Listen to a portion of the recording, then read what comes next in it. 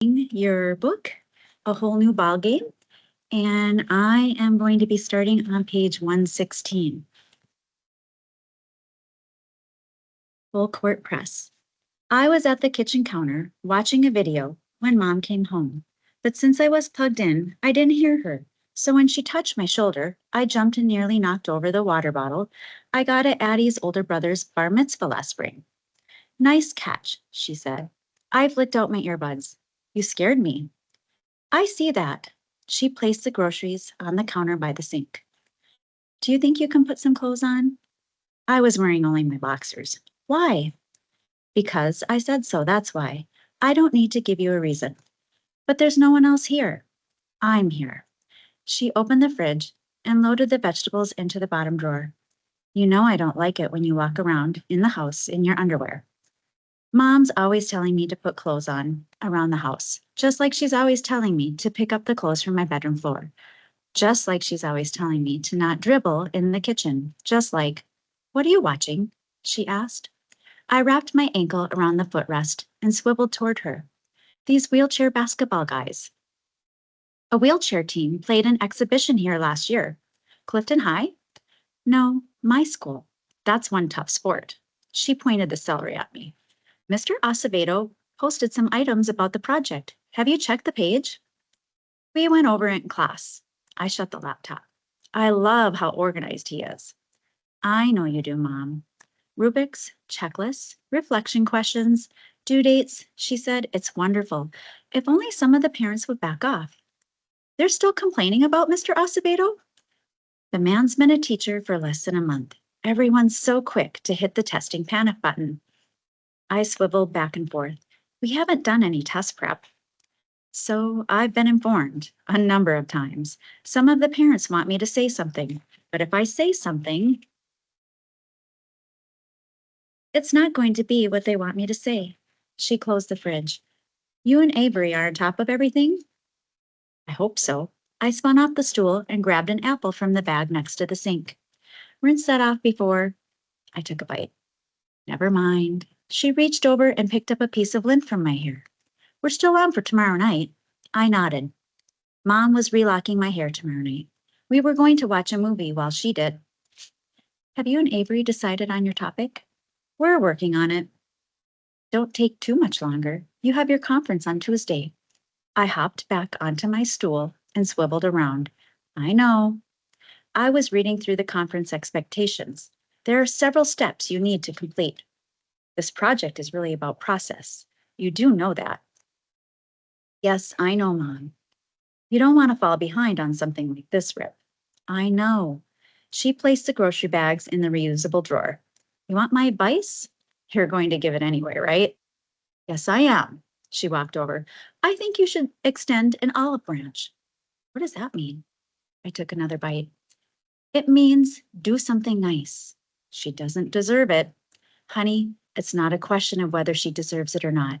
You two need to figure out a way to work together. She sat down from across from me. One of you needs to make the first move.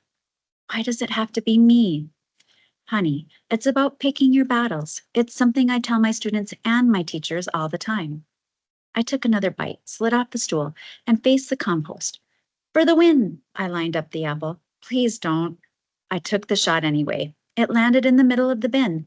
Booyah! I crow-hopped back onto my stool. Honey, I want you to try with Avery. I am. Make the extra effort like you did with Red. What does Red have to do with this? You don't think you help bring out the best in him? We are who we are. That's what you always say to me. Yes, we most certainly are. And Red's an amazing kid with or without you. But there's no denying you help bring out the best in him. You don't think that has something to do with why Mr. Acevedo has you working with Avery? No. Mom smiled her knowing way. Okay. It's different with Red, I said. You gave him a chance before anyone else did. What choice did I have? You and Susan are like sisters. Neither of us forced you to stay friends. She fingered my hair. Are you having regrets? No. I ducked away. Your locks are so ratty. Red's my best friend, I said. Avery's just... Honey, you help bring out the best in Red. help bring out the best in Avery. She squeezed my fingers. That's just my 2 cents. Take it or leave it. Okay, now we are starting on page 121, flat tires. When my mom gave me her 2 cents, when my mom gives me her 2 cents and tells me to take it or leave it, she's really not taking me to take it or leave it. She's telling me to take it. Mr. Acevedo's quote at the start of CC on Monday morning didn't exactly help. La vida no es esperar a que pase la tormenta. Aprender a bailar bajo la lluvia. My uncle says that, Diego said. Excellent. Do you know what it means? Life isn't about waiting for the storm to pass. He swung his hat strings. It's about learning to dance in the rain. Excellent. Excellent. Mr. Acevedo strummed his chest. Let that sink in for a moment. I didn't need to let it sink in for a moment. I knew what it meant.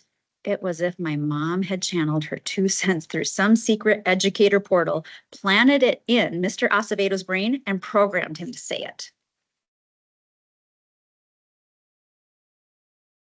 Have you ever gotten a flat tire? I asked Avery. What? She replied. I said, have you ever gotten a flat tire? I sat beside her in Melissa's seat. Melissa was with Trinity on the beanbags, and Declan and Hunter were on Mr. Acevedo's desk. So we had the table to ourselves. What do you think? She said. I don't know. I'm asking you. Have you ever gotten a flat tire on your bike? Yeah. Well then, she rolled her neck. With my thumb and finger, I pinched a lock above my ear at the root. We still haven't answered the reflection questions, I said. Whatever, dude.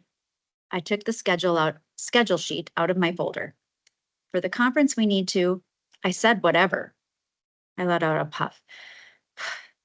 Avery didn't care about the project. She wanted no part of working with me. She wanted no part of being cooperative.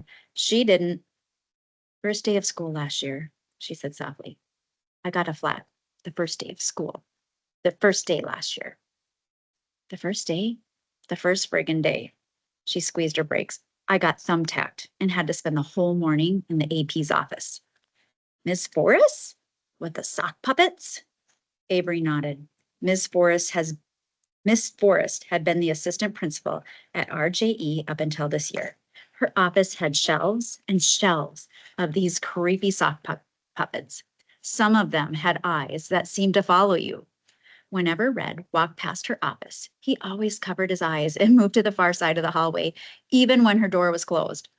Those dolls freaked me out, I said. Dude, you and me both. I still get nightmares. We both laughed. I let out another puff. So what's the nastiest thing you've ever run over? Huh? She curled up her lip again. I pointed with my chin to her casters. What's the grossest, most disgusting thing you've ever run over? But before she could answer, I said, no, wait, don't tell me. I held up my hand. Just think about it. Whatever, dude. Tell me tomorrow. Okay, now we're starting tomorrow on page 125. Avery rolled up to my table and opened her journal. You wrote them down? I said, surprised and relieved. I shifted closer. Can I?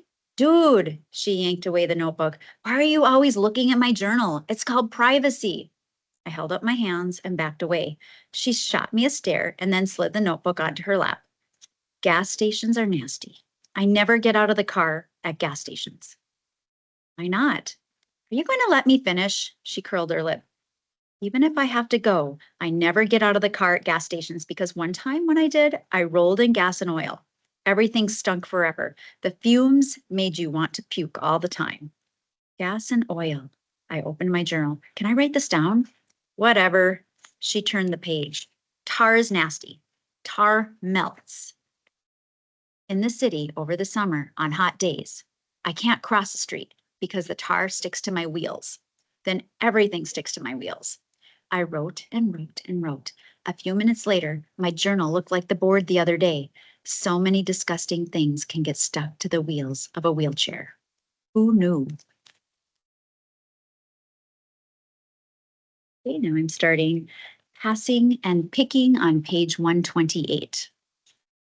The last practice before the start of the season was all about passing and picking.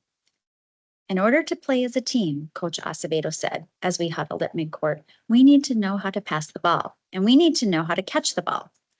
First, we worked on chest passes and bounce passes. We focused on the basics, gripping the ball, aiming for a spot, stepping toward the target, and moving toward the ball. Then we ran some drills and played monkey in the middle and bull in the ring, which is really the same thing as monkey in the middle, with just a few more rules. We need to know what to do on the court when we don't have the ball, Coach Acevedo said after a water break. That's all about setting screens.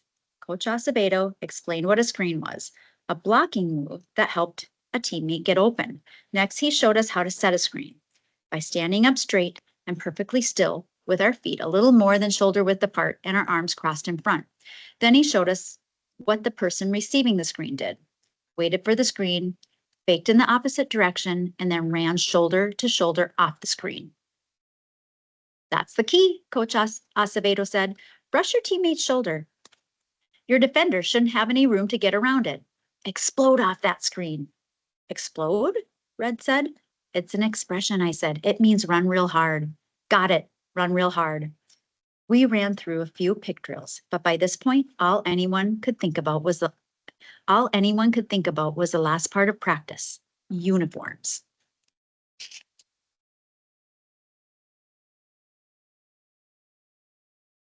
Now we're now starting page 130, 24, and 32. Coach Acevedo gave out the jerseys while everyone was taking foul shots. I was shooting with red, and he was on the line.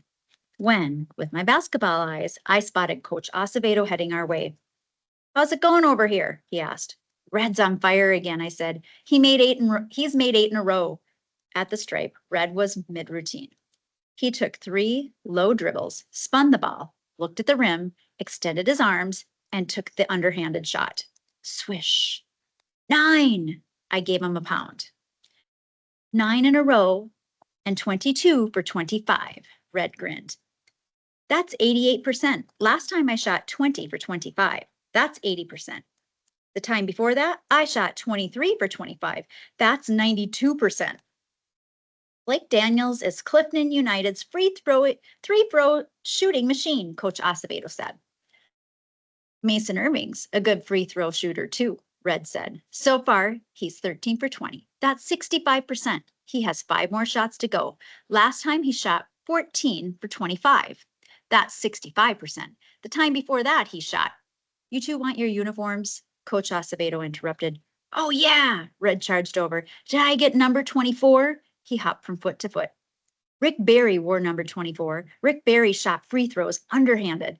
He shot 89% from the free throw line. He made, here you go, Coach Acevedo said. He reached into the duffel on his shoulder, pulled out a shirt, and handed it to Red. Red stared at the Navy tee. He traced the words Clifton United written in gold cursive on the front. Then he turned the shirt over and traced Daniels written in gold block letters across the top. Then he traced the number 24 beneath it. Wow, Red whispered. Thank you, Coach Acevedo. You're welcome, Red. Red showed me the shirt. Booyah! I hammer-fisted the air. What uniform number did Mason Irving get? Coach Acevedo reached into the bag and pulled out my shirt. Number 32, Red raised both arms. You got Rip Hamilton's number. Coach Acevedo tossed me the shirt. Thanks, Coach, I said. And that brings me to the end of our reading today of A Whole New Ballgame. I hope you enjoyed it. Miigwech.